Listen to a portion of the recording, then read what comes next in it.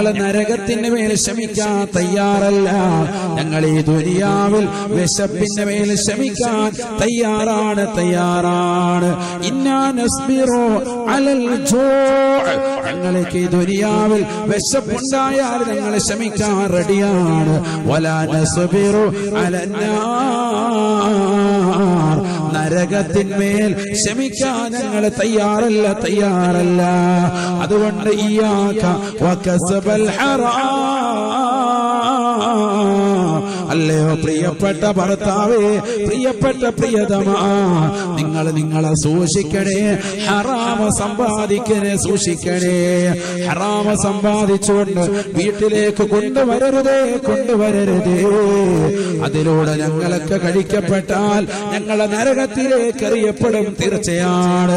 അതുകൊണ്ട് തന്നെ ഈ ദുനിയാവിൽ വിശപ്പുണ്ടായാൽ ഞങ്ങൾ ക്ഷമിക്കാൻ റെഡിയാണ്. പക്ഷേ നരകത്തിന്മേൽ ക്ഷമിക്കാൻ ഞങ്ങളെ കൊണ്ടാവൂല കേട്ടോ. അതുകൊണ്ട് ഹറാം വീട്ടിലേക്ക് കൊണ്ടുവരരുതേ. മാനബത മിനൽ ഹറാം ഫന്നാറു ഔലാ ബിഹി, ഹറാമിലൂടെ ഊട്ടപ്പെട്ടതായ ശരീരം അത് തീർച്ചയായും നരകവുമായി ബന്ധപ്പെട്ടതാണ് എന്ന് ഹബീബുനാ ശഫീഉനാ റസൂലുള്ളാഹി. പ്രവാസ ലോകത്തുള്ള പ്രിയപ്പെട്ട ചെറുപ്പക്കാരാ, എന്റെ ശബ്ദം ശ്രവിക്കുന്ന പ്രിയപ്പെട്ട ഉപ്പമാരെ, ഉമ്മമാരെ, ഗൗരവമായി ചിന്തിക്കേണ്ട പാഠമാണ്.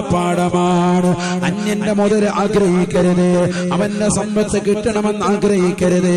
അയൽവാസി സുന്ദരമായ വീട് വെച്ചത് കണ്ടിട്ട് എന്തേടാ നീ 10 കൊല്ലമായി ഗൾഫിൽ പോകുന്നു, ഇതുവരെ ഒരു നില പോലും നീ കറക്റ്റായി പണിതില്ലല്ലോ എന്ന് പറഞ്ഞുകൊണ്ട് കുടുംബത്തിലുള്ളവരെ മോശപ്പെട്ട ജോലിക്ക് വേണ്ടി നിർബന്ധിക്കരുതേ. ഇയ്യാക വകസബൽ ഹറാം,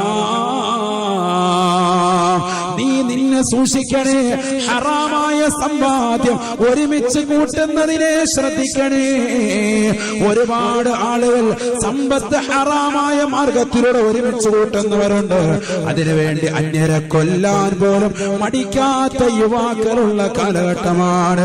വ്യഭിചരിക്കാൻ, സിനിമ കാണാൻ, സീരിയൽ ദർശിക്കാൻ, അശ്ലീല തലത്തിലേക്ക് കണ്ണും കാതുകളും കൊണ്ടുപോകാൻ, ശരീരത്തിന്റെ അവയവങ്ങളെ കൊണ്ടുപോകാൻ, അടിച്ചു പൊളിക്കാൻ, ഏതെങ്കിലും ബാങ്കുകളിലോ മാളുകളിലോ പോയിരുന്നുകൊണ്ട് മോശപ്പെട്ടതാകുന്ന തലത്തിലേക്ക് ശരീരത്തിന്റെ അവയവങ്ങളെ കൊണ്ടുപോകാൻ, എറണാകുളത്തോ ബാംഗ്ലൂരിലോ ബോംബെയിലോ ഏതൊക്കെ റെഡ് സീറ്റുകളുണ്ടോ അവിടെയെല്ലാം പോയി അടിച്ച് പൊളിച്ച് രസിച്ച് രമിക്കാൻ വേണ്ടി, സമ്പത്ത് ചൂതാട്ടം നടത്താൻ വേണ്ടി പരിശ്രമിക്കുന്ന ആളുകളെ, അതിനുവേണ്ടി ഹറാമായ സമ്പാദ്യം ഒരുമിച്ച് കൂട്ടുന്നവരെ ശ്രദ്ധിക്കണേ.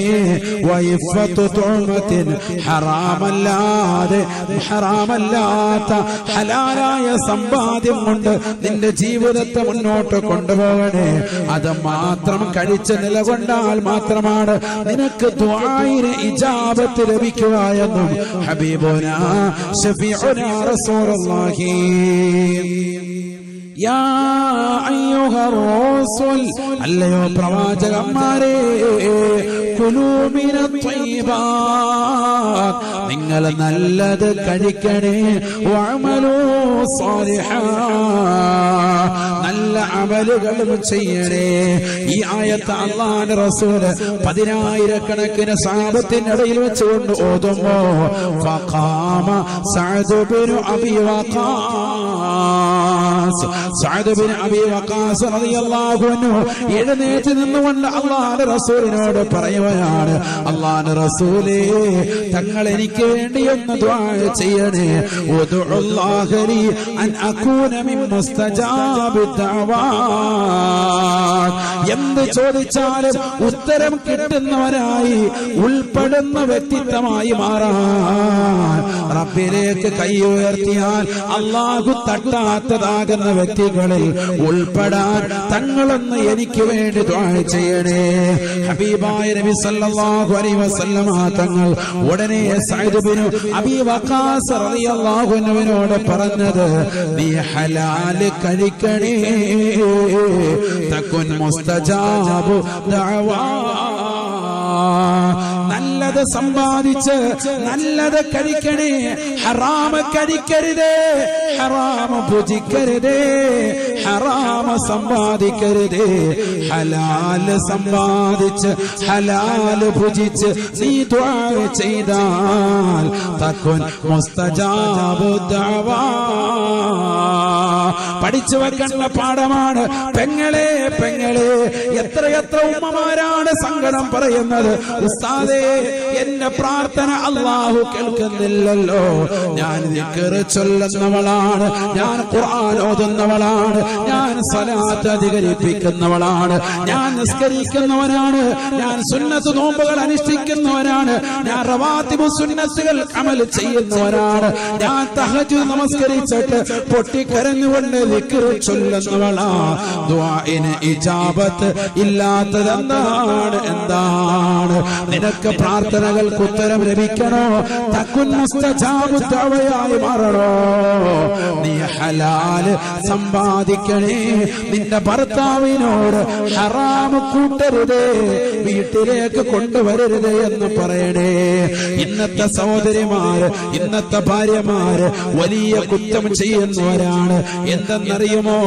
അയൽവാസിയിലേക്ക് ചൂണ്ടിക്കൊണ്ട് ഭാര്യയും ഉമ്മയും പറയുകയാണ്, എടാ എത്ര നാളായി നീ കച്ചവടം തുടങ്ങിയിട്ട്, എത്ര കൊല്ലമായി നീ ഗൾഫിൽ പോയിട്ട്, 20 കൊല്ലമായിട്ട് പോലും ഒരു വീട് കേറ്റാൻ നിന്നെ കൊണ്ട് സാധിച്ചില്ലല്ലോ.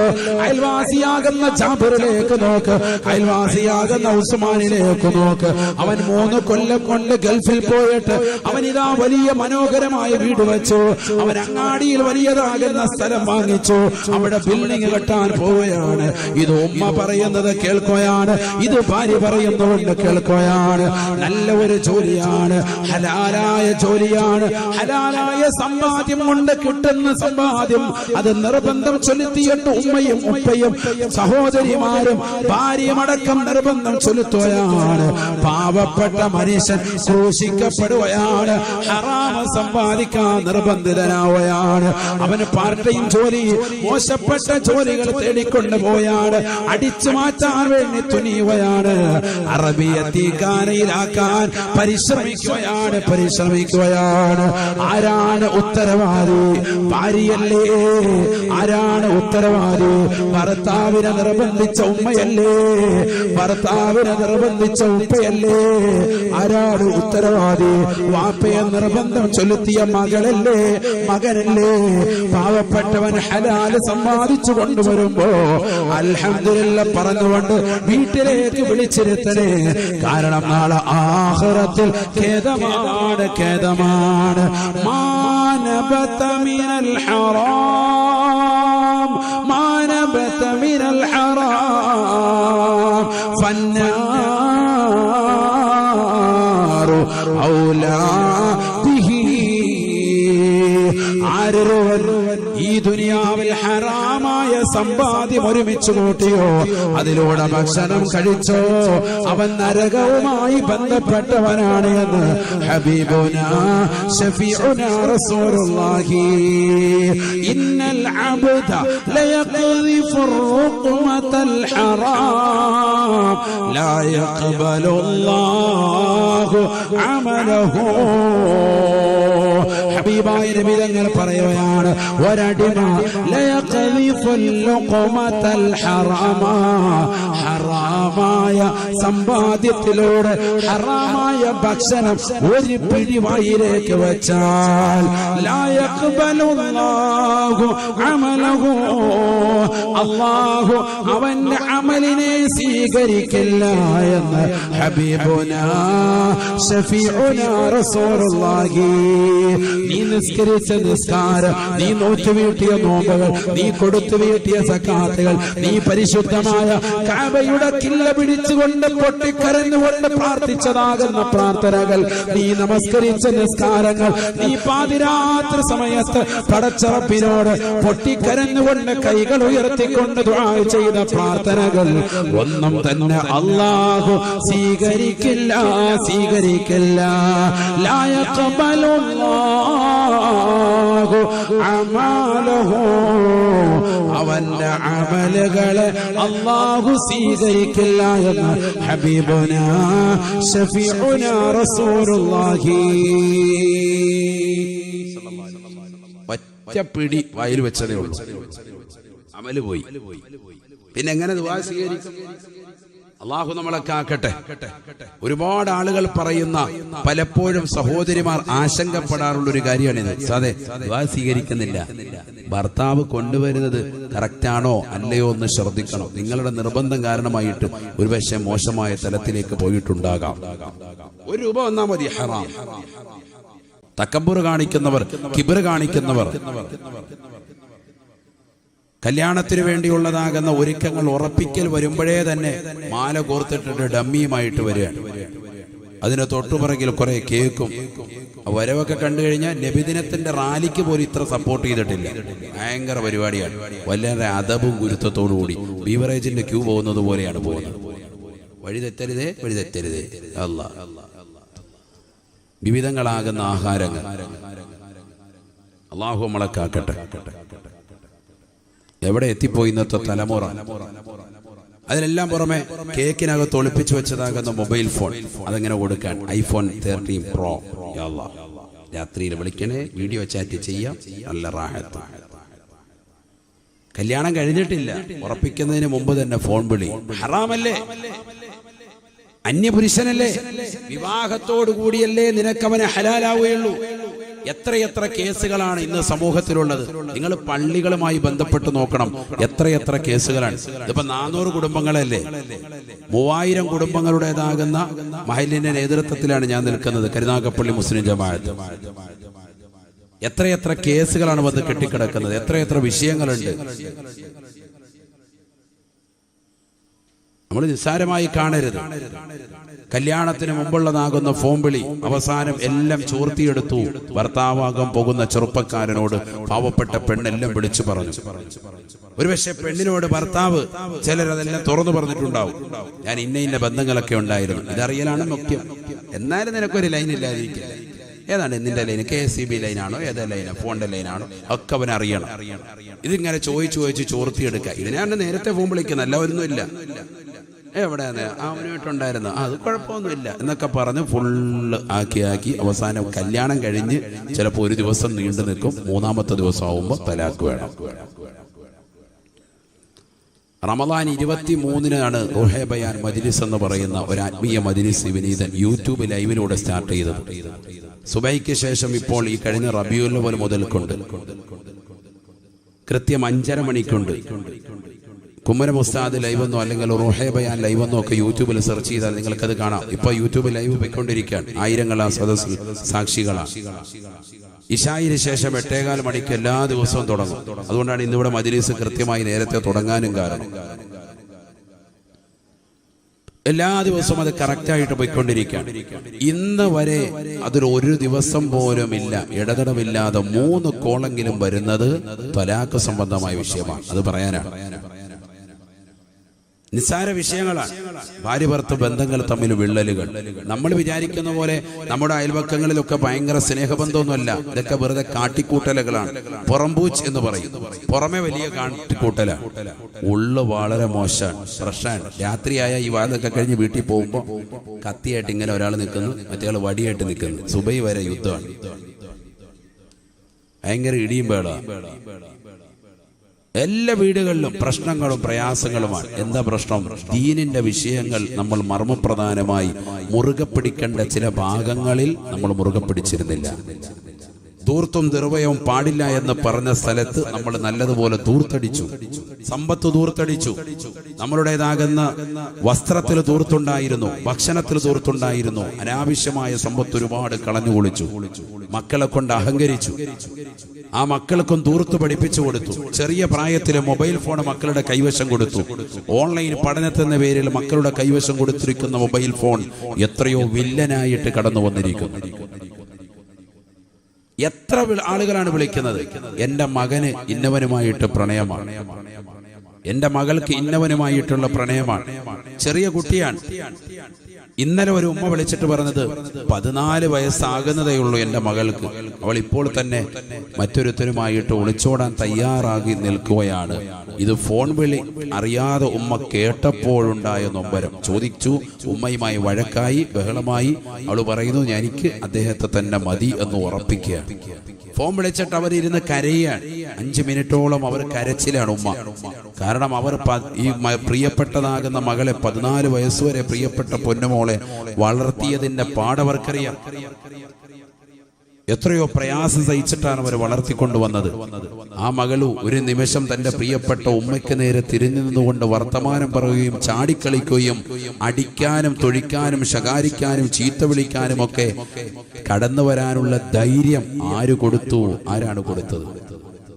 മൊബൈൽ ഫോണിലൂടെ മറ്റുള്ളവരുടെ യൂട്യൂബേഴ്സിന്റെ ഒക്കെ വീഡിയോ കണ്ടിട്ട് ഇതൊക്കെ തന്നെയാണ് ജീവിതമെന്ന് തെറ്റിദ്ധരിക്കരുത് എന്റെ പ്രിയപ്പെട്ട മക്കളെ. ഇതൊന്നും അല്ല ജീവിതം. ജീവിതം നമ്മുടെ പ്രിയപ്പെട്ട മാതാപിതാക്കൾ നമുക്ക് കാണിച്ചു തന്ന മനോഹരമായ ജീവിതം. അതെങ്കിലും നോക്കി പഠിക്കരുത്. വേറൊന്നും നിങ്ങൾ നോക്കിയില്ലേലും. നിന്റെ വാപ്പയും ഉമ്മയും ഇന്ന് വരെയും ആരെയും പറയിപ്പിച്ചിട്ടില്ല. എത്ര കൊല്ലമായി ഇവിടെ ജീവിക്കുന്നു? 30 കൊല്ലം 40 കൊല്ലമായിട്ട് ഇവിടെ മനോഹരമായ ജീവിതം നയിച്ചു പോവാൻ. അവർക്ക് ഒളിച്ചോടാമായിരുന്നെങ്കിൽ എത്ര ഒളിച്ചോട്ടം നടക്കുമായിരുന്നു. ഖത്തറിലും UAE-യിലും ബഹ്റൈനിലും ഒമാനിലും സൗദിയിലും ഒക്കെ ജോലി ചെയ്തിട്ടുള്ള എത്രയോ പ്രവാസികൾ ഈ മജ്‌ലിസിലുണ്ട്. എത്രയോ ആളുകൾ ഓൺലൈനിലൂടെ കേൾക്കുന്നവരുണ്ട്. അവർക്കൊക്കെ സ്വന്തം ശരീരത്തെ പണയപ്പെടുത്തിയിട്ട് മറ്റുള്ളതാകുന്ന സ്ത്രീകളുമായിട്ട് കാമകേളികൾ നടത്തണമെങ്കിൽ ദുബൈയിലേക്ക് തെരുവോരങ്ങളിൽ അഡ്രസ് സഹിതം കടകളുടെ മുന്നിൽ ഇങ്ങനെ വാരി എറിഞ്ഞിട്ടിരിക്കുക. എവിടെ വേണമെങ്കിലും എല്ലാം ഉണ്ട്. അഡ്രസ്സും ഫോട്ടോയും സഹിതം വാരി വിതറിയിട്ടുണ്ട്. തെരുവോരങ്ങളിൽ ഇങ്ങനെ വാരി വിതറിയിരിക്കുക. ഫോൺ നമ്പർ സഹിതം. ജസ്റ്റ് വിളിക്കുക, ഒന്ന് മിസ് കോൾ അടിച്ചാൽ മതി. ആള് വന്ന് ഇവനെ പൊക്കിയെടുത്തോണ്ട് പോയിക്കോളും. ചെറിയ ചില്ലറ എന്തെങ്കിലും കൊടുത്താൽ റാഹത്തായിട്ട് എല്ലാ കാര്യവും നടക്കും. അങ്ങനത്തതാകുന്ന ഭർത്താവ് നിന്നെ മാത്രം ആഗ്രഹിച്ചുകൊണ്ട് സ്വന്തം ശരീരം മറ്റൊരു പെണ്ണിനെ പണയപ്പെടുത്താതെ നിനക്ക് വേണ്ടി മാത്രം നിലകൊള്ളുമ്പോൾ, പെണ്ണെ നീ എന്താ ഇങ്ങനെ ആയിപ്പോയത്? നീ മറ്റൊരുത്തനെ പാവിരിക്കാൻ പോകുന്നത് എന്തിന്? അവരുടെ പ്രിയപ്പെട്ട മക്കൾ എന്തുകൊണ്ട് ഈ മോശമായ രീതിയിലേക്ക് പോകുന്നു? നമുക്ക് എവിടെയാണ് ആത്മീയത കുറഞ്ഞു പോയത്? നല്ലതുപോലെ ശ്രദ്ധിക്കണം. നമ്മൾ നല്ലതുപോലെ മനസ്സിലാക്കേണ്ട വിഷയം. മക്കൾക്ക് കൊടുക്കുന്ന വിദ്യാഭ്യാസം, ഓൺലൈൻ വിദ്യാഭ്യാസം, അത് വില്ലനാകുന്നുണ്ടോ എന്ന് ചിന്തിക്കേണ്ട കാലഘട്ടം അതിക്രമിച്ചിരിക്കുകയാണ്. മൊബൈൽ കൊടുക്കണ്ട എന്നോ വിദ്യാഭ്യാസം കൊടുക്കണ്ട എന്നോ അല്ല. അതൊക്കെ നിർബന്ധിത സാഹചര്യത്തിലേക്ക് എത്തിയിരിക്കുന്നു. ഓഫ്ലൈൻ ആണെങ്കിൽ പോലും ഇനിയുള്ള ശനിയും ഞായറും ഒക്കെ ഓൺലൈൻ ക്ലാസ്സുകൾ നിർബന്ധമാക്കും. അങ്ങനെ തന്നെ കൊണ്ടുപോകും. കാരണം അത് അധ്യാപകർക്ക് ഒന്നുകൂടി സൗകര്യം. നേരിട്ടുള്ള ക്ലാസ് ആകുമ്പോൾ ഒച്ചയെടുക്കണം, ശബ്ദമുയർത്തണം, എല്ലാ കുട്ടികളെയും ശ്രദ്ധിക്കണം. ഇത് അല്ലാത്ത ക്ലാസ് ആകുമ്പോൾ, ഓൺലൈൻ ആകുമ്പോൾ അവർക്ക് അത് വളരെ സൗകര്യം കൂടുതലാണ്. അതുകൊണ്ട് തന്നെ അത് നിലനിർത്തിക്കൊണ്ടുപോകും. ആ രീതിക്ക് ഇനി സിലബസുകൾ ഖിയാമത്ത് നാൾ വരെ ക്രമീകരിക്കപ്പെടുകയുള്ളൂ. ഓൺലൈൻ ക്ലാസ്സുകൾ ഉണ്ടാകും. പക്ഷെ ഇതിലൂടെ ഉണ്ടായിത്തീരുന്ന വലിയ അപകടങ്ങൾ മാതാപിതാക്കൾ തിരിച്ചറിയാതെ പോകരുത്. നമ്മുടെ മക്കൾക്ക് ഇത് കൊടുക്കുമ്പോൾ അവർ ആത്മീയമാകുന്ന തലത്തിലേക്ക് തിരിക്കുന്നതിനേക്കാൾ കൂടുതൽ അവർ യൂട്യൂബിലൂടെയും മറ്റുള്ള സെർച്ചിങ്ങിലൂടെയും ഒക്കെ കൊണ്ടുപോകുന്നത് മോശമായ തലത്തിലേക്കാണ്. അവിടെയാണ് അപകടം. അവരെത്ര മണിക്കാണ് ക്ലാസ് ഉള്ളത്? അവർ ആ ക്ലാസ് കറക്റ്റായിട്ട് അറ്റൻഡ് ചെയ്യുന്നുണ്ടോ? എത്ര മണിക്ക് ആ ക്ലാസ് തുടങ്ങും? എത്ര മണിക്ക് അവസാനിക്കും? ഇത് വാപ്പയും ഉമ്മയും അറിഞ്ഞിരിക്കണം. മക്കൾക്ക് മൊബൈൽ ഫോണും ലാപ്ടോപ്പും ടാബും ഒക്കെ കൊടുക്കുമ്പോൾ അത് പരസ്യമായി വീടിന്റെ ഹാളിലിരുന്നു കൊണ്ട് പഠിക്കത്തക്ക രീതിക്കുള്ള പഠനമാണെങ്കിൽ പഠിക്കാൻ വിട്ടാൽ മതി. അല്ലാതെ റൂമിലോട്ട് കയറ്റി 2ാം നിലയുടെ മുകളിൽ കയറി ടെറസിൽ പോയിരുന്നിട്ടുള്ള പഠനം അത് വേണ്ട. വൈഫൈക്ക് ഇവിടെയാ കണക്ഷൻ കൂടുതൽ. വൈഫൈക്ക് മാത്രമല്ല, വേറെയും കണക്ഷൻ ഇവിടെയാ കൂടുതൽ. തട്ടുംപുറത്തോട്ട് പോവാൻ ഒന്നും വിടണ്ട. ഹാളിൽ, നടുഹാളിൽ. അത് ഉമ്മാക്ക് അടുക്കളയിൽ നിന്ന് ഇങ്ങനെ ഒറ്റ നോട്ടത്തിൽ നോക്കിക്കഴിഞ്ഞാൽ പെട്ടെന്ന് തന്നെ കാണണം. ആ രീതിയിൽ ലാപ്ടോപ്പിന്റെ സംവിധാനം ക്രമീകരിക്കണം. ഹാളിൽ തന്നെ ഇരിക്കുന്നുണ്ട്, ഒരു ഭിത്തി പുറയിൽ ഇങ്ങനെ മറയാക്കിയിട്ട്. ഉമ്മ അവിടുന്ന് വരുമ്പോ അപ്പൊ ചുമ്മാ ABCDEFGHIJK. അതിനു മുമ്പ് വേറെ ആയിരുന്നു, മാറ്റിക്കളഞ്ഞ സംഭവം. ഉമ്മ അവിടെ എത്തുമ്പോഴത്തേക്ക് സംഭവം മാറ്റി. ഇങ്ങനത്തെ തരികട പിള്ളേരാണ്. അതുകൊണ്ട് അവരുടെ മുന്നിൽ എന്ത് ചെയ്യണം? ഉമ്മാക്ക് കുറച്ച് വിവരം തരികയാണ്, ശരിക്കും പഠിച്ചോ. എന്ത് ചെയ്യണം? തിരിച്ചു വെക്കാൻ പറയണം. അപ്പൊ ഉമ്മാക്ക് ഇവിടുന്ന് അങ്ങോട്ട് നോക്കുമ്പോ തന്നെ അപ്പൊ എന്റെ ABCD ഒക്കെ എല്ലാം മാറും.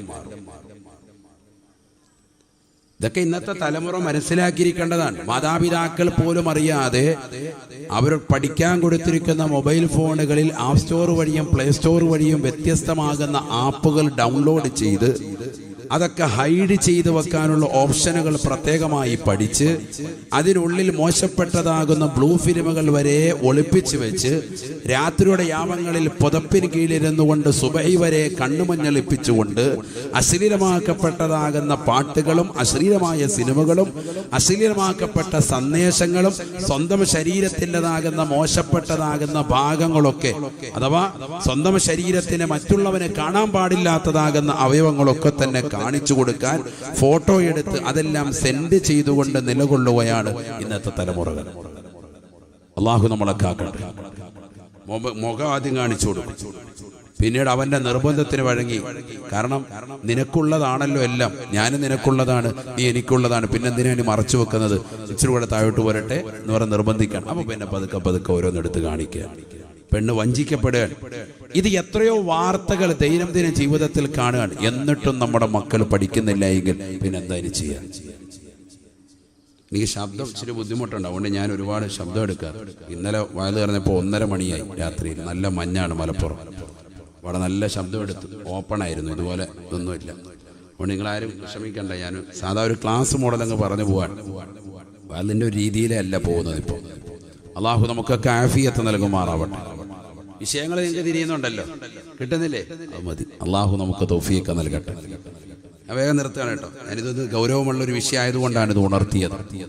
അപ്പൊ സൽ സ്വഭാവം നമ്മളിൽ ഉണ്ടാവണം. അത് വാപ്പ കാണിച്ചു കൊടുക്കണം. മറ്റൊരാളുടെ വീടിന്റെ ഉമ്മറത്ത് പോയി നിൽക്കേണ്ട ശൈലി, അവിടെ പോയി അസ്സലാമു അലൈക്കും പറയുന്ന രീതി, വീട്ടിൽ ഭക്ഷണം കഴിക്കുന്ന രീതി, വീട്ടിൽ മക്കളോട് ഭാര്യയോട് കുടുംബത്തോട് സംസാരിക്കുന്ന സംസാരം, ഇതൊക്കെ അടയാളപ്പെടുത്തും. ഇതൊക്കെ മക്കളിൽ വലിയ സ്വാധീനം ചെലുത്തും. നബിയനാ റസൂലുള്ളാഹി സ്വല്ലല്ലാഹു അലൈഹി വസല്ലമ തങ്ങൾ പറയുകയാണ്, 4 കാര്യങ്ങളാണ് നീ ശ്രദ്ധിക്കേണ്ടത്. ആ 4 കാര്യങ്ങൾ നിന്നിലുണ്ടായാൽ ഫലാ അലൈക മാ ഫാതക മിനദ് ദുനിയാ, ഈ ദുനിയാവ് മുഴുവനും നഷ്ടപ്പെട്ടാലും നീ വിഷമിക്കേണ്ടതില്ല, പ്രയാസപ്പെടേണ്ടതില്ല. അതിലാദ്യമായി നബി തങ്ങൾ പറഞ്ഞത് ഹിഫ്ളു അമാനത്തിൻ, ഉത്തരവാദിത്തങ്ങൾ സൂക്ഷിക്കലാണ്. തീർന്നില്ല, അല്ലാഹുവിന്റെ റസൂൽ വീണ്ടും പറയുകയാണ് വസിദഖു ഹദീസിൻ, സത്യം പറയലാണ്. മൂന്നാമതായി നബി തങ്ങൾ പറഞ്ഞത് വഹുസ്നു ഖലീഖത്തിൻ, നല്ല സൽസ്വഭാവം വെച്ച് പുലർത്തലാണ്.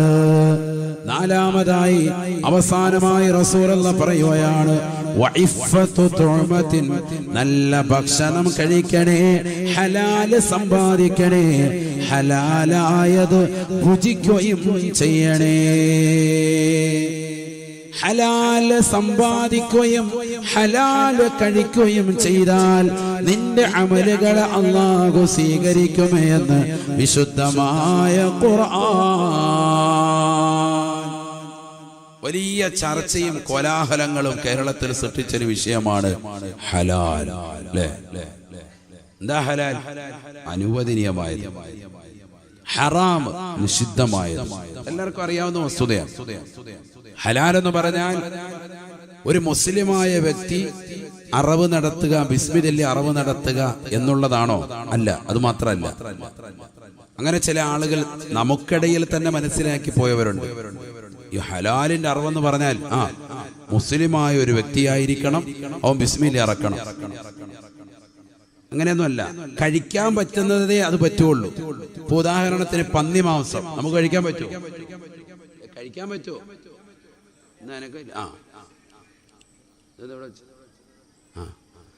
പന്നി മാംസം കഴിക്കാൻ പറ്റൂല. ഈ പന്നി മാംസം ഒരാൾ അറക്കാണ്. ആരാ അറക്കുന്നത്? നല്ല മുഹമ്മദ് എന്ന പേരുള്ളൊരു വ്യക്തി അറക്കാണ്, ബിസ്മി ചൊല്ലി അറക്കാണ്. കഴിക്കാൻ പറ്റുമോ? കഴിക്കാൻ പറ്റുമോ? ഇല്ല. എന്താ കാരണം? ഹലാലല്ല. അപ്പൊ അറവ് നടത്തുന്നത് മുസ്ലിം ആവലുകൊണ്ടോ അല്ലെങ്കിൽ ബിസ്മി ചൊല്ലിക്കൊണ്ട് അറവ് നടത്തുന്നോ എന്നുള്ളതല്ല വിഷയം. ഇസ്ലാമിൽ ചില കാര്യങ്ങൾ അനുവദിക്കപ്പെട്ടിട്ടുണ്ട്. ആ കാര്യങ്ങൾ മാത്രം, അത് മാത്രമേ കഴിക്കാൻ പാടുള്ളൂ. ആർക്ക്? മുഅ്മിനിന്. അല്ലാത്തവർക്കോ? അല്ലാത്തവർക്ക് എന്തും കഴിക്കാം. മോമിനോടല്ലേ നിസ്കരിക്കാൻ പറയുന്നുള്ളൂ, മോമിനോടല്ലേ ഹജ്ജ് ചെയ്യാൻ പറഞ്ഞിട്ടുള്ളൂ, മോമിനോടല്ലേ റമദാനി നോമ്പ് പിടിക്കാൻ പറഞ്ഞിട്ടുള്ളൂ. അല്ലാത്തവർ റമദാനി നോമ്പ് പിടിക്കണോ നമ്മൾ ശാഠ്യം പിടിക്കുന്നുണ്ടോ? ഇല്ലല്ലോ. അല്ലാത്തവർ നിസ്കരിക്കണമെന്ന് നിർബന്ധം പിടിക്കുന്നുണ്ടോ? ഇല്ലല്ലോ. അല്ലാത്തവർ ഹജ്ജ് ചെയ്യണമെന്ന് പറയുന്നുണ്ടോ? ഇല്ലല്ലോ. അതുപോലെ തന്നെ മുഅ്മിനായ മനുഷ്യനാണോ നീ നിന്റെ ജീവിതത്തിൽ ഹലാല് നീ കഴിക്കൻ, ഹലാലായ മാർഗത്തിലൂടെ സമ്പാദിക്കും. എന്നാൽ ഈ ഹലാലും ഹറാമും തിരിച്ചറിഞ്ഞാൽ പിന്നെ അവൻ ഹലാലേ കഴിക്കുകയുള്ളൂ, നല്ലതേ കഴിക്കുകയുള്ളൂ. ഇസ്ലാം എന്ന് പറയുന്നത് കുടുസായ ചിന്താഗതിയല്ല, മുഅ്മിനിന് മാത്രമുള്ളതല്ല ഖുർആൻ. ലോകത്തുള്ളതാകുന്ന സർവർക്കും അതിൽ മാതൃകയുണ്ട്. അവർക്കൊക്കെ നന്മയിലേക്കുള്ള വഴിത്താരയാണ് വിശുദ്ധമായ കലാം ഖുർആൻ. അതുകൊണ്ട് ഖുർആൻ നിർദ്ദേശിക്കുന്നത് എല്ലാവരും നല്ല ഭക്ഷണം കഴിക്കണം, നല്ല ഭക്ഷണം കഴിക്കണം. മറ്റുള്ളവന്റെ കട്ടതും മോഷ്ടിച്ചതുമായ അപഹരിച്ചതുമായ സമ്പത്ത് കൊണ്ടുവന്ന് കഴിക്കാൻ പാടില്ല. അത് ഭക്ഷണം മാത്രമല്ല, ഇപ്പൊ ഞാൻ ഇട്ടിരിക്കുന്ന ഈ ഷാള്, ഈ വസ്ത്രം, ഇത് ഞാൻ മറ്റൊരാളുടേത് കട്ടുകൊണ്ടാണ് മോഷ്ടിച്ചതാണ് എങ്കിൽ എന്റെ വസ്ത്രം ധരിക്കൽ ഞാൻ ഇട്ടിരിക്കുന്നത് ഹറാമാണ്, നിഷിദ്ധമാണ്, എനിക്ക് അനുവദിക്കപ്പെട്ടതല്ല. ഞാൻ ഭക്ഷണം തന്നെ നല്ല ഭക്ഷണമാണ്, നല്ല മട്ടൻ ബിരിയാണി തന്നെ മറ്റൊരാളുടെ കല്യാണത്തിന്, എന്നെ വിളിക്കാത്തൊരു കല്യാണത്തിന് പോയി കഴിച്ചു, എന്താവും അത്? എനിക്കത് നിഷിദ്ധമാണ്. നല്ല ഭക്ഷണമാണ്, അതിന്റെ മാംസം അറുത്തതും ബിസ്മില്ലി തന്നെയാണ്, മുസ്ലിമാണ് അറുത്തത്, ഒക്കെ നിയമങ്ങൾ പാലിച്ചാണ്, എല്ലാം കറക്റ്റ് ആയിരുന്നു. പക്ഷെ ഞാൻ അത് കൊണ്ടുപോയി മോഷ്ടിച്ചിട്ട് കഴിച്ചു, എനിക്കത് പാടില്ലാത്തതാണ്. അപ്പൊ ഹലാലിന് വിവിധങ്ങളാകുന്ന തലങ്ങളുണ്ട്, അത് നല്ലതുപോലെ മനസ്സിലാക്കണം. ഇസ്ലാമിൽ ശരീഅത്ത് അനുസരിച്ചുകൊണ്ട് മതപരമാകുന്ന നിലയ്ക്ക് അറിവ് നടത്തപ്പെട്ടതും അനുവദിക്കപ്പെട്ടതുമാകുന്ന വസ്തുതകൾ മാത്രം ഉപയോഗിക്കുന്നതിനാണ് ഹലാൽ എന്ന് പറയുക. അതല്ലാത്തതിനെ ഹലാലിന്റെ പട്ടികയിൽ ഉൾപ്പെടുത്താൻ പാടില്ല. ബിസ്മില്ലാഹിർ റഹ്മാനിർ റഹീം. യാ അയ്യുഹർ റസൂൽ കുലൂ മിൻ ത്വയ്യിബാതി മാ റസഖനാകും വഷ്കുറൂ ലില്ലാഹ് കുലൂ മിമ്മാ ഫിൽ അർളി ഹലാലൻ ത്വയ്യിബാ. പരിശുദ്ധമായ ഖുർആനിലൂടെ അല്ലാഹു സുബ്ഹാനഹു വ തആല മുഅ്മിനീങ്ങളെയും പ്രവാചകന്മാരെയും എല്ലാവരെയും വിളിച്ചുകൊണ്ട് അല്ലാഹു ഓർമ്മപ്പെടുത്തുകയാണ്. അല്ലയോ പ്രവാചകന്മാരെ, അല്ലയോ മുഅ്മിനീങ്ങളെ, അല്ലയോ മാനവകുലമേ, നിങ്ങൾ അനുവദനീയമായ ഹലാലായ ശുദ്ധമായ മാംസം കഴിക്കണേ, ശവം തിന്നരുതേ, തിന്നരുതേ. എന്തിനാണ്? വഅമലു സാലിഹാ, നിങ്ങൾ നല്ലത് സമ്പാദിച്ച് നല്ലത് കഴിച്ചെങ്കിൽ മാത്രമേ നിങ്ങൾക്ക് നല്ല സുഹൃതങ്ങൾ ചെയ്യാൻ സാധിക്കുകയുള്ളൂ എന്ന് വിശുദ്ധമായ ഖുർആൻ. നല്ലത് സമ്പാദിച്ച് നല്ലത് കഴിച്ചെങ്കിൽ മാത്രമേ നല്ല അമൽ ചെയ്യാൻ പറ്റുകയുള്ളൂ. മനസ്സിലാക്കണം.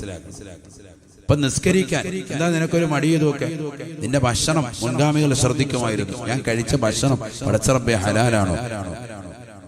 ഒരു കടയിൽ കയറിയാൽ ആദ്യം തന്നെ അവിടെ ഉള്ളത് പരിപൂർണമായി ശ്രദ്ധ ചെലുത്തും. അത് മോശമായ എവിടെന്നെങ്കിലും കട്ടും മോഷ്ടിച്ചു കൊണ്ടുവന്നതാണോ എന്നുള്ളത് ശ്രദ്ധിക്കും. ഇതൊക്കെ മുൻഗാമികളുടെ ശ്രദ്ധയായിരുന്നു.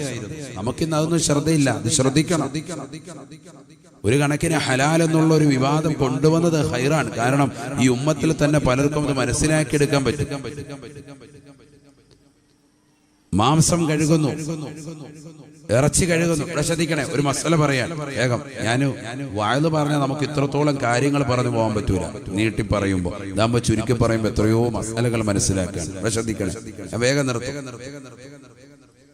മാംസം കഴുകാൻ ഇറച്ചി കൊണ്ടുവന്നു, ഒരു 5 കിലോ മട്ടൻ ഉദാഹരണം പറയാൻ കടയിലേക്ക് കഴുകുന്ന സന്ദർഭത്തിൽ വലിയൊരു പാത്രം എടുത്തിട്ട് അതിൽ വെള്ളം നിറച്ച് അതിലേക്ക് മാംസം കൊണ്ടുവന്നിട്ട് പൈപ്പ് തുറന്നു വെച്ച് ഇങ്ങനെ കഴുകി ആ രക്തം കലർന്നു കിടക്കുന്നതാകുന്ന പാത്രത്തിൽ നിന്ന് രക്തത്തോടു കൂടിയിട്ടുള്ളതാകുന്ന ഈ മാംസം മാറ്റി കുക്കറിലിട്ട് വേവിച്ച് കഴിച്ചാൽ അത് ഹലാലല്ല.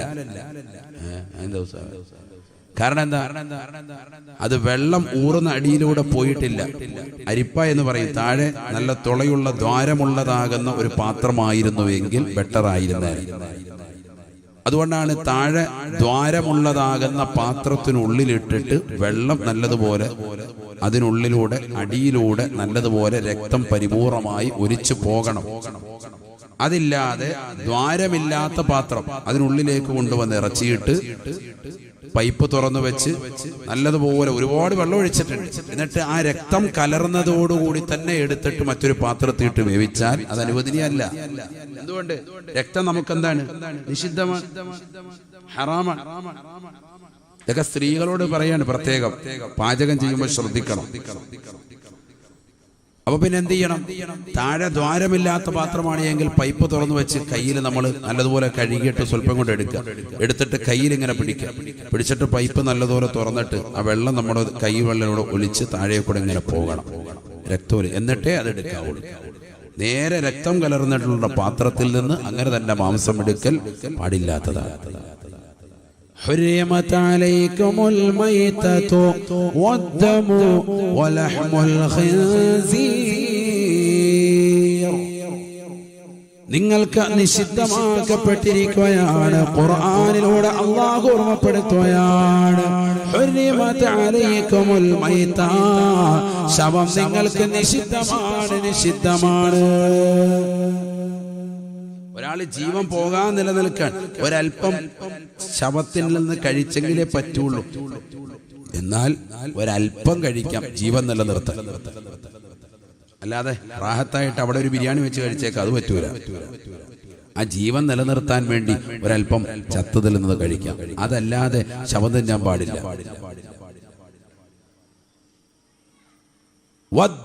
രക്തം നിങ്ങൾക്ക് നിഷിദ്ധമാണ്. കണ്ടോ ഖുർആൻ പറഞ്ഞത്. അപ്പൊ കഴുകുമ്പോ ശ്രദ്ധിക്കണം, നല്ലതുപോലെ ശ്രദ്ധിക്കണം. വലഹ്മുൽ ഖിൻസീരി, പന്നി മാംസം നിങ്ങൾക്ക് നിഷിദ്ധമാണ്. വൽ മുൻഖനിഖത്തു, ഖുർആൻ പറയുന്നുണ്ട് അല്ലാഹുവിന്റെ പേര് ചൊല്ലിക്കാതെ ബിസ്മില്ലാതെ ഇറക്കുന്നത് മുസ്ലിമിന് പാടില്ല. വൽ മുൻഖനിഖത്തു, ശ്വാസം മുട്ടിച്ചു കൊന്നത് പാടില്ല.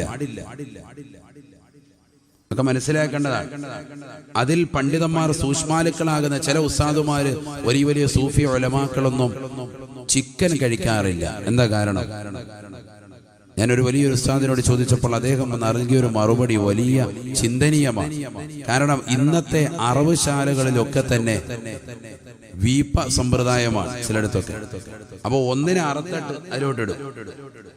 വലിയ കല്യാണമൊക്കെ വരുമ്പോ 150ഉം 500 കോഴിയൊക്കെ ഒന്നിനെ അർത്ഥങ്ങോട്ട് ഇട്ടു, അടുത്തതിന് ബിസ്മില്ലി അർത്ഥങ്ങോട്ട് ഇട്ടു, മൂന്നാമത്തെ ഇട്ടു, 10 ഇട്ട് കഴിയുമ്പോൾ ഏറ്റവും അടിയിലത്ത് ഉള്ളത് രക്തം വാർന്നൊലിച്ച് പോകുന്നതിന് മുമ്പ് തന്നെ ശ്വാസം മുട്ടിച്ചാകാണ്. കാരണം അതിന്റെ മേലോട്ട് വരുന്നു, ഒന്ന് വീണോണ്ടേ ഇരിക്കുക, ശ്വാസം വിടാൻ മേലെ. വൽ മുൻഖനിഖത്തു, ശ്വാസം മുട്ടിച്ചത്തത് പാടില്ല. വിശുദ്ധമായ ഖുർആൻ. ഖുർആൻ കാലികമാണ്, എക്കാലഘട്ടത്തിലേക്കും ഉപയോഗിക്കേണ്ടതാണ്. എന്തിനാണ് ഇന്നത്തെ തലമുറയിൽ നോക്കിയിട്ട് ശ്വാസം മുട്ടിച്ചത്തതു എന്ന് പറയുന്നത്? നമ്മൾ ആരെങ്കിലും അങ്ങനെ ശ്വാസം മുട്ടിച്ചിട്ട് കൊല്ലാറുണ്ടോ? ഇല്ല. രക്തം വാർന്നൊലിച്ചു പോയിട്ടുള്ളതാകുന്ന മൃഗമാണ് ഏറ്റവും ബെറ്റർ എന്ന് ശാസ്ത്രം നിജപ്പെടുത്തിയിരിക്കുകയാണ്. എത്രത്തോളം ക്രിക്കറ്റ് കളിക്കാർക്ക് ഇപ്പോൾ നിയമം വന്നിരിക്കുന്നു, എന്ത് ഹലാൽ ഫുഡ് കൊടുക്കണം. BCCI അംഗീകരിച്ചിരിക്കുന്ന പുതിയ നിയമമാണ് ഇപ്പൊ വന്നിരിക്കുന്ന ലേറ്റസ്റ്റ് ന്യൂസ്. ക്രിക്കറ്റ് കളിക്കാർക്ക്, ഇന്ത്യൻ ക്രിക്കറ്റ് കളിക്കാർക്ക് അവര് പറയുന്നു ഇതുപോലെ നല്ല വൃത്തിയാക്കിയ ഹലാൽ ഫുഡ് തന്നെ കൊടുക്കണം എന്ന് പറഞ്ഞിരിക്കുകയാണ്. എന്തുകൊണ്ട്? കാരണം രക്തം പരിപൂർണമായി വാർന്നൊലിച്ചു പോയില്ല എങ്കിൽ അത് കട്ട പിടിച്ചിട്ട് ഒന്നില്ലെങ്കിൽ അതിനെ ശ്വാസം മുട്ടിച്ചിട്ടോ അല്ലെങ്കിൽ ഏതെങ്കിലും കതകിനിടയിൽ വെച്ച് നെരിച്ചിട്ടോ പെടലി ഒടിച്ചിട്ടോ ഒക്കെ കൊന്നുകളഞ്ഞാൽ രക്തം കട്ട പിടിച്ച് ആ രക്തത്തോടുകൂടി നമുക്കത് ശരീരത്തിന് ദോഷം ചെയ്യും, വലിയ അപകടങ്ങൾ സൃഷ്ടിക്കും. അതുകൊണ്ട് ആ രക്തം പരിപൂർണമായിട്ട് ഒടിച്ചുകൊണ്ട് പോരട്ടെ. അതിനുവേണ്ടി നല്ല രീതിയിൽ അറവ് നടത്തുക. അതാര് പറഞ്ഞു? നമ്മൾ പറഞ്ഞതല്ല, ശാസ്ത്രം ഇന്ന് അംഗീകരിച്ച കാര്യമാണ് പറഞ്ഞത്. അതാണ് മനുഷ്യ ശരീരത്തിൽ ഏറ്റവും, ഹ്യൂമൻ ബോഡിക്ക് ഏറ്റവും അനുയോജ്യമായത് എന്ന് പറയാം. അപ്പൊ അതില്ലാതാകാണ്. വൽ മുനഖനിഖത്തു, ശ്വാസം മുട്ടിച്ചെത്തത്. ഈ ചെറിയ വീപ്ര സമ്പ്രദായം പഴയ കാലഘട്ടങ്ങളിൽ അങ്ങനെയല്ലല്ലോ. പണ്ടെന്തായാലും പള്ളിയിൽ നിന്ന് മൂലിയാര് ആരെങ്കിലും വിളിക്കുമല്ലാക്കെ. ഞാൻ അതൊന്നും ഇല്ലെങ്കിൽ നമ്മൾ വീട്ടുകാർ തന്നെ എന്ത് ചെയ്യാം, ബിസ്മില്ലാഹി അറുത്തിട്ട് പറമ്പിലങ്ങിടും. അപ്പൊ ഇതിങ്ങനെ നല്ല റാഹത്തായിട്ട് എന്ത് ചെയ്യും, ആത്മാവ് പോകുന്നത് വളരെ ശാന്തി സുന്ദരമായിട്ടാണ്. ചിലതിങ്ങനെ പറന്ന് അപ്പുറത്തെ പറമ്പിൽ കൂടെ ഓടി പോയിട്ടുണ്ടാവും, പിന്നെ തിരിച്ചു വന്നിട്ടില്ല. അങ്ങനത്തെ ഉണ്ട്. എന്നിരുന്നാലും അതിന്റെ ആത്മാവ് പോകുന്നത് എങ്ങനെയാ? ഒരു ശ്വാസം മുട്ടിച്ചെത്ത നിലയ്ക്കല്ല. ഈ വീപ്പ സമ്പ്രദായം വളരെ ശ്രദ്ധിക്കണം. നമ്മൾ അങ്ങനെ വാങ്ങാൻ പോകുന്നുണ്ടെങ്കിൽ നമ്മൾ പറയണം, ഒന്ന് കഴിഞ്ഞിട്ട് അത് ഏകദേശം അനക്കാനെങ്കിയതിന് ശേഷം അടുത്തിട്ടാൽ മതി എന്ന് പറയണം. നമ്മൾ അങ്ങോട്ട് പറയണം, ഉണർത്തണം. നമുക്ക് വേണ്ടിയല്ലേ കൊണ്ടുപോകുന്നത്, നമ്മൾ ശ്രദ്ധിക്കണം. ഇങ്ങനെ ഖുർആൻ കുറെ കാര്യങ്ങൾ വിശദീകരിച്ചുകൊണ്ട് പറയുന്നു. ഒരുപാടുണ്ട്, ഞാൻ ഇപ്പൊ അതിലേക്ക് പോകുന്നില്ല, വിശാലമായിട്ട് പോകുന്നില്ല. വഇഫത്തു തുഅമത്തിൻ, കഴിക്കുന്ന ഭക്ഷണം പരിപൂർണമായ ഹലാലായിരിക്കണം. അത് വളരെ ശ്രദ്ധിക്കണം. എങ്കിൽ തീർച്ചയായിട്ടും നീ രക്ഷപ്പെട്ടവനാണെന്ന് സയ്യിദുനാ റസൂലുള്ളാഹി സ്വല്ലല്ലാഹി അലൈഹി വസല്ലം 4 കാര്യങ്ങളാണ് നബി തങ്ങൾ ഉണർത്തിയത്. കഴിക്കുന്നത് മാത്രമല്ലല്ലോ ഹലാൽ, എല്ലാം ഹലാലായിരിക്കണം. നമ്മുടെ സമ്പാദ്യം ഒരുമിച്ച് കൂട്ടുന്നത് ഹലാലായിരിക്കണം. അന്യൻ്റെതാകുന്ന സമ്പത്ത് 1 രൂപ ഒരുമിച്ച് കൂട്ടിയാൽ 10 ലക്ഷം നിന്റെ കയ്യിലുണ്ടെങ്കിലും 1 രൂപ മതി ഹറാമായത്, അത് മുഴുവനും മോശമായി പോകും. അള്ളാഹു നമ്മളെ കാത്ത് സംരക്ഷിക്കട്ടെ. അതുകൊണ്ട് തന്നെ പഴയ കാലഘട്ടങ്ങളിൽ ഉമ്മമാര് ഭാര്യമാര് വീടിന്റെ വാതിൽക്കൽ നിന്നുകൊണ്ട് വിളിച്ചു പറയുമായിരുന്നു എന്നാണ്. ഭാര്യ ഭർത്താക്കന്മാരോട്, ജോലിക്ക് പോകുന്ന ഭർത്താവിനോട് വാതിൽക്കൽ നിന്നിട്ട് വിളിച്ചു പറയും. എന്ത് പറയും? ഇന്നാ നസ്ബിറു അലൽ ജൂ വലാ നസ്ബിറു അലന്നാർ. ഞങ്ങൾ നരകത്തിന്റെ മേൽ ക്ഷമിക്കാൻ തയ്യാറല്ല, ഞങ്ങൾ ഈ ദുനിയാവിൽ വിശപ്പിന്റെ മേൽ ക്ഷമിക്കാൻ തയ്യാറാണ്. ഇന്നാ നസ്ബിറു അലൽ ജൂ, ഞങ്ങൾക്ക് ഈ ദുനിയാവിൽ വിശപ്പുണ്ടായാൽ ഞങ്ങൾ ക്ഷമിക്കാൻ റെഡിയാണ്. വലാ നസ്ബിറു അലന്നാർ, നരകത്തിന്മേൽ ക്ഷമിക്കാൻ ഞങ്ങൾ തയ്യാറല്ല. അതുകൊണ്ട് ഇയ്യാക വകസബൽ ഹറാം, അല്ലയോ പ്രിയപ്പെട്ട ഭർത്താവേ, പ്രിയപ്പെട്ട പ്രിയതമാ, നിങ്ങളെ സൂക്ഷിക്കണേ, ഹറാമ സമ്പാദിക്കണേ, സൂക്ഷിക്കണേ. ഹറാമ സമ്പാദിച്ചുകൊണ്ട് വീട്ടിലേക്ക് കൊണ്ടുവരരുതേ. അതിലൂടെ ഞങ്ങളൊക്കെ കഴിക്കപ്പെട്ടാൽ ഞങ്ങളെ നരകത്തിലേക്ക് എറിയപ്പെടും തീർച്ചയാണ്. അതുകൊണ്ട് തന്നെ ഈ ദുനിയാവിൽ വിശപ്പുണ്ടായാൽ ഞങ്ങൾ ക്ഷമിക്കാൻ റെഡിയാണ്. പക്ഷേ നരകത്തിന്മേൽ ക്ഷമിക്കാൻ ഞങ്ങളെ കൊണ്ടാവൂല കേട്ടോ. അതുകൊണ്ട് ഹറാം വീട്ടിലേക്ക് കൊണ്ടുവരരുതേ. മാനബത മിനൽ ഹറാം ഫന്നാറു ഔലാ ബിഹി. ഹറാമിലൂടെ ഊട്ടപ്പെട്ടതായ ശരീരം അത് തീർച്ചയായും നരകവുമായി ബന്ധപ്പെട്ടതാണ് എന്ന് ഹബീബുനാ ശഫീഉനാ റസൂലുള്ളാഹി. പ്രവാസ ലോകത്തുള്ള പ്രിയപ്പെട്ട ചെറുപ്പക്കാരാ, എന്റെ ശബ്ദം ശ്രവിക്കുന്ന പ്രിയപ്പെട്ട ഉമ്മമാരെ ഗൗരവമായി ചിന്തിക്കേണ്ട പാഠമാണ്. അന്യന്റെ മുതൽ ആഗ്രഹിക്കരുത്, അവന്റെ സമ്പത്ത് കിട്ടണമെന്ന് ആഗ്രഹിക്കരുത്. അയൽവാസി സുന്ദരമായ വീട് വെച്ചത് കണ്ടിട്ട് എന്തേടാ നീ 10 കൊല്ലമായി ഗൾഫിൽ പോകുന്നു, ഇതുവരെ ഒരു നില പോലും നീ കറക്റ്റായി പണിതില്ലല്ലോ എന്ന് പറഞ്ഞുകൊണ്ട് കുടുംബത്തിലുള്ളവരെ മോശപ്പെട്ട ജോലിക്ക് വേണ്ടി നിർബന്ധിക്കരുതേ. ഇയ്യാക വകസബൽ ഹറാം, നീ നിന്നെ സൂക്ഷിക്കണേ. ഹറാമായ സമ്പാദ്യം ഒരുമിച്ച് കൂട്ടുന്നതിനെ ശ്രദ്ധിക്കണേ. ഒരുപാട് ആളുകൾ സമ്പത്ത് ഹറാമായ മാർഗത്തിലൂടെ ഒരുമിച്ച് കൂട്ടുന്നവരുണ്ട്. അതിനുവേണ്ടി അന്യരെ കൊല്ലാൻ പോലും മടിക്കാത്ത യുവാക്കളുള്ള കാലഘട്ടമാണ്. വ്യഭിചരിക്കാൻ, സിനിമ കാണാൻ, സീരിയൽ ദർശിക്കാൻ, അശ്ലീല തലത്തിലേക്ക് കണ്ണും കാതുകളും കൊണ്ടുപോകാൻ, ശരീരത്തിന്റെ അവയവങ്ങളെ കൊണ്ടുപോകാൻ, അടിച്ചു പൊളിക്കാൻ ഏതെങ്കിലും ബാങ്കുകളിലോ മാളുകളിലോ പോയിരുന്നുകൊണ്ട് മോശപ്പെട്ടതാകുന്ന തലത്തിലേക്ക് ശരീരത്തിന്റെ അവയവങ്ങളെ കൊണ്ടുപോകാൻ എറണാകുളത്തോ ബാംഗ്ലൂരിലോ ബോംബെയിലോ ഏതൊക്കെ റെസീറ്റുകളുണ്ടോ അവിടെയെല്ലാം പോയി അടിച്ച് പൊളിച്ച് രസിച്ച് രമിക്കാൻ വേണ്ടി സമ്പത്ത് ചൂതാട്ടം നടത്താൻ വേണ്ടി പരിശ്രമിക്കുന്ന ആളുകളെ, അതിനുവേണ്ടി ഹറാമായ സമ്പാദ്യം ഒരുമിച്ച് കൂട്ടുന്നവരെ ശ്രദ്ധിക്കണേ. വൈഫത്തു തുഅമത്തിൻ ഹറാമല്ലാത്ത ഹലാലായ സമ്പാദ്യം കൊണ്ട് നിന്റെ ജീവിതത്തെ മുന്നോട്ട് കൊണ്ടുപോകണേ. അത് മാത്രം കഴിച്ച് നിലകൊണ്ടാൽ മാത്രമാണ് നിനക്ക് ദുആഇന് ഇജാബത്ത് ലഭിക്കുക എന്നും ഹബീബുനാ ശഫീഉനാ റസൂലുള്ളാഹി. യാ അയ്യുഹർ റസൂൽ, അല്ലയോ പ്രവാചകന്മാരെ, കുലൂ മിനത് ത്വയ്യിബാത്ത്, നിങ്ങൾ നല്ലത് കഴിക്കണേ. വഅമലൂ സാലിഹാ, നല്ല അമലുകളും ചെയ്യണേ. ഈ ആയത്ത് അല്ലാഹുവിന്റെ റസൂല് 10,000 സഹാബത്തിന്റെ ഇടയിൽ വെച്ചുകൊണ്ട് ഓതുമ്പോ ഫഖാമ സഅദ് ഇബ്നു അബീ വഖാസ്, സഅദ് ഇബ്നു അബീ വഖാസ് റളിയല്ലാഹു അൻഹു എഴുന്നേറ്റ് നിന്നുകൊണ്ട് അല്ലാഹുവിന്റെ റസൂലിനോട് പറയുകയാണ്, അല്ലാഹുവിന്റെ റസൂലേ, തങ്ങൾ എനിക്ക് വേണ്ടി ഒന്ന് ദുആ ചെയ്യണേ. ഉദ്ഉല്ലാഹ ലി അൻ അകൂന മിൻ മുസ്തജാബി ദഅവാത്, എന്ത് ചോദിച്ചാലും ഉത്തരം കിട്ടുന്നവനായി ഉൾപ്പെടുന്ന വ്യക്തിത്വമായി മാറാൻ, റബ്ബിലേക്ക് കൈ ഉയർത്തിയാൽ അല്ലാഹു തട്ടാത്തതാകുന്ന വ്യക്തികളിൽ ഉൾപ്പെടാൻ തങ്ങളൊന്ന് എനിക്ക് വേണ്ടി ദുആ ചെയ്യണേ. ഹബീബായ നബി സല്ലല്ലാഹു അലൈഹി വസല്ലമ തങ്ങൾ ഉടനെ സഅദ് ഇബ്നു അബീ വഖാസ് റളിയല്ലാഹു അൻഹുവിനോട് പറഞ്ഞത്, നീ ഹലാൽ കഴിക്കണേ. തകുൻ മുസ്തജാബു ദഅവാ, നല്ലത് സമ്പാദിച്ച് നല്ലത് കഴിക്കണേ. ഹറാമ് കഴിക്കരുതേ, ഹറാമ് ഭുജിക്കരുതേ, ഹറാമ് സമ്പാദിക്കരുതേ. ഹലാല് സമ്പാദിച്ച് ഹലാല് ഭുജിച്ച് നീ ദുആ ചെയ്താൽ തകുൻ മുസ്തജാബു ദഅവാ.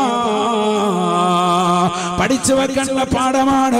പെങ്ങളെ എത്രയെത്ര ഉമ്മമാരാണ് സങ്കടം പറയുന്നത്, ഉസ്താദേ എന്റെ പ്രാർത്ഥന അല്ലാഹു കേൾക്കുന്നില്ലല്ലോ, ഞാൻ ദിക്ർ ചൊല്ലുന്നവളാണ്, ഞാൻ ഖുർആൻ ഓതുന്നവളാണ്, ഞാൻ സ്വലാത്ത് അധികരിപ്പിക്കുന്നവളാണ്, ഞാൻ നിസ്കരിക്കുന്നവനാണ്, ഞാൻ സുന്നത്ത് നോമ്പുകൾ അനുഷ്ഠിക്കുന്നവനാണ്, ഞാൻ റവാത്തിബു സുന്നത്തുകൾ അമൽ ചെയ്യുന്നവനാണ്, ഞാൻ തഹജ്ജുദ് നമസ്കരിച്ചിട്ട് പൊട്ടിക്കരഞ്ഞുകൊണ്ട് ദിക്ർ ചൊല്ലുന്നവളാ. ദുആഇന് ഇജാബത്ത് ഇല്ലാത്തത് എന്താണ്? നിനക്ക് പ്രാർത്ഥനകൾക്ക് ഉത്തരം ലഭിക്കണോ? തകുൻ മുസ്തജാബു ദഅവയായി മാറണോ? നീ ഹലാൽ സമ്പാദിക്കണേ. നിന്റെ ഭർത്താവിനോട് ഹറാം കൂട്ടരുതേ, വീട്ടിലേക്ക് കൊണ്ടുവരരുതേ എന്ന് പറയണേ. ഇന്നത്തെ സഹോദരിമാര്, ഇന്നത്തെ ഭാര്യമാര് വലിയ കുറ്റം ചെയ്യുന്നവരാണ്. എന്തെന്നറിയുമോ? അയൽവാസിയിലേക്ക് ചൂണ്ടിക്കൊണ്ട് ഭാര്യയും ഉമ്മയും പറയുകയാണ്, എടാ എത്ര നാളായി നീ കച്ചവടം തുടങ്ങിയിട്ട്, എത്ര കൊല്ലമായി നീ ഗൾഫിൽ പോയിട്ട്, 20 കൊല്ലമായിട്ട് പോലും ഒരു വീട് കേറ്റാൻ നിന്നെ കൊണ്ട് സാധിച്ചില്ലല്ലോ. അയൽവാസിയാകുന്ന ജാബിറിലേക്ക് നോക്ക്, അയൽവാസിയാകുന്ന ഉസ്മാനിലേക്ക് നോക്ക്. അവൻ 3 കൊല്ലം കൊണ്ട് ഗൾഫിൽ പോയിട്ട് അവനിതാ വലിയ മനോഹരമായ വീട് വെച്ചു, അവൻ അങ്ങാടിയിൽ വലിയതാകുന്ന സ്ഥലം വാങ്ങിച്ചു, അവിടെ ബിൽഡിംഗ് കെട്ടാൻ പോവുകയാണ്. ഇത് ഉമ്മ പറയുന്നത് കേൾക്കുകയാണ്, ഇത് ഭാര്യ പറയുന്നുകൊണ്ട് കേൾക്കുകയാണ്. നല്ല ഒരു ജോലിയാണ്, ഹലാലായ ജോലിയാണ്, ഹലാലായ സമ്പാദ്യം കൊണ്ട് കിട്ടുന്ന സമ്പാദ്യം അത് നിർബന്ധം ചൊലുത്തിയിട്ട് ഉമ്മയും ഉപ്പയും സഹോദരിമാരും ഭാര്യയുമടക്കം നിർബന്ധം ചൊലുത്തുകയാണ്. പാവപ്പെട്ട മനുഷ്യൻ ക്രൂശിക്കപ്പെടുകയാണ്, ഹറാമ സമ്പാദിക്കാൻ നിർബന്ധിതനാവുകയാണ്. അവന് പാർട്ട് ടൈം ജോലി, മോശപ്പെട്ട ജോലികൾ തേടിക്കൊണ്ട് പോയാണ്, അടിച്ചു മാറ്റാൻ വേണ്ടി തുനിയുകയാണ്, അറബിയത്തിക്കാനയിലാക്കാൻ പരിശ്രമിക്കുകയാണ്. പറയുകയാണ്, ആരാണ് ഉത്തരവാദി? ഭാര്യയല്ലേ? ആരാണ് ഉത്തരവാദി? ഭർത്താവിനെ നിർബന്ധിച്ച ഉമ്മയല്ലേ? ഭർത്താവിനെ നിർബന്ധിച്ച ഉപ്പയല്ലേ? ആരാണ് ഉത്തരവാദി? വാപ്പയെ നിർബന്ധം ചൊലുത്തിയ മകളല്ലേ, മകനല്ലേ?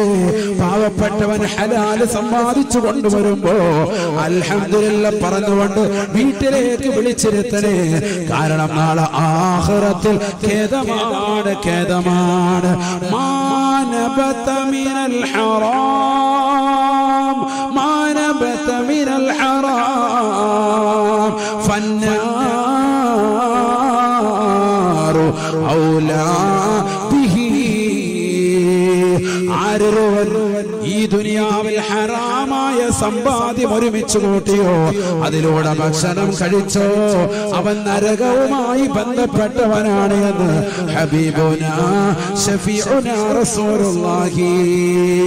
ഇന്നൽ അബ്ദ ലയഖ്ദിഫു റുഖ്മതൽ ഹറാം ലാ യഖ്ബലുല്ലാഹു അമലഹു.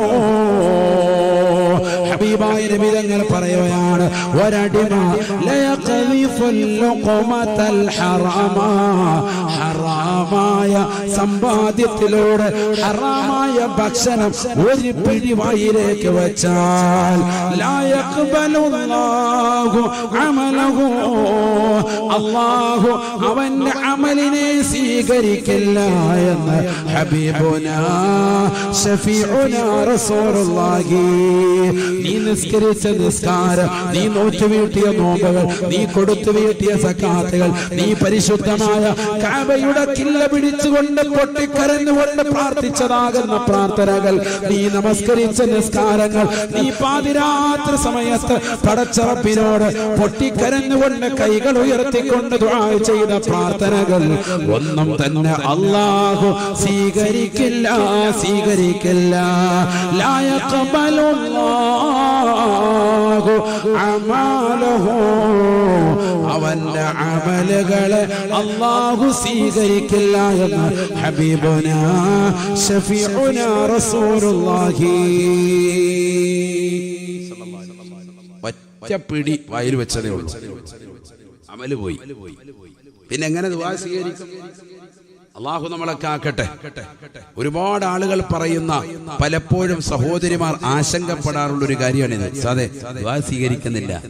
ഭർത്താവ് കൊണ്ടുവരുന്നത് കറക്റ്റാണോ അല്ലയോ എന്ന് ശ്രദ്ധിക്കണം. നിങ്ങളുടെ നിർബന്ധം കാരണമായിട്ട് ഒരുപക്ഷെ മോശമായ തലത്തിലേക്ക് പോയിട്ടുണ്ടാകാം. ഒരു രൂപ വന്നാൽ മതി ഹറാം. പള്ളിയിൽ നിന്ന് ഇറങ്ങി വരിക, അപ്പൊ അവിടെ നല്ലൊരു മൊബൈൽ ഫോൺ ഇരിക്കുന്നത് കണ്ട് ബിസ്മില്ലാഹ്, അതുകൊണ്ട് ഇപ്പൊ അതൊക്കെ സിമ്മ് മാറ്റിയിട്ട് നമുക്ക് കൊണ്ട് വിറ്റ് കിട്ടുന്ന വില ആയിക്കോട്ടെ, 10,000 റുപ്യക്ക് 10,000 ആഹത്ത്. അതുകൊണ്ട് വീട്ടിലേക്ക് നല്ല അരി വാങ്ങിച്ചിട്ട് വന്ന് ആഹത്തായിട്ട് കഴിച്ച് വീട്ടിലുള്ള എല്ലാവരും കഴിപ്പിച്ച്. മാനബത മിനൽ ഹറാമി ഫന്നാറു ഔലാ ബിഹി. നീ മാത്രമല്ല നരകവുമായി ബന്ധപ്പെടുന്നത്, അത് കഴിച്ചതാകുന്ന മക്കൾ ഉൾപ്പെടെ ഭാര്യ ഉൾപ്പെടെ നരകത്തിന് ബന്ധപ്പെട്ടതാണ് സയ്യിദുനാ റസൂലുള്ളാഹി. അവിടെ വിഷയം. അള്ളാഹു നമ്മളെ കാത്തു സംരക്ഷിക്കട്ടെ. അതുകൊണ്ട് തന്നെ ഒരു പൈസ പോലും ഹറാം ഞാൻ വീട്ടിൽ കൊണ്ടുപോകില്ല എന്ന് ദൃഢനിശ്ചയം എടുക്കണം. മറ്റൊരുത്തന്റെ പൈസ നമുക്ക് വേണ്ട, അവന്റെ സമ്പാദ്യം നമുക്ക് വേണ്ട, അവന്റെ ഭൂമി വേണ്ട. ഇപ്പൊ എല്ലാവരും വഴക്കടിക്കുന്നത്, അധിക വീഡിയോസും ഒക്കെ കാണുന്നത് വഴിയുടെ വിഷയത്തിലാണ്. അല്ലാഹു നമ്മളെ കാക്കട്ടെ.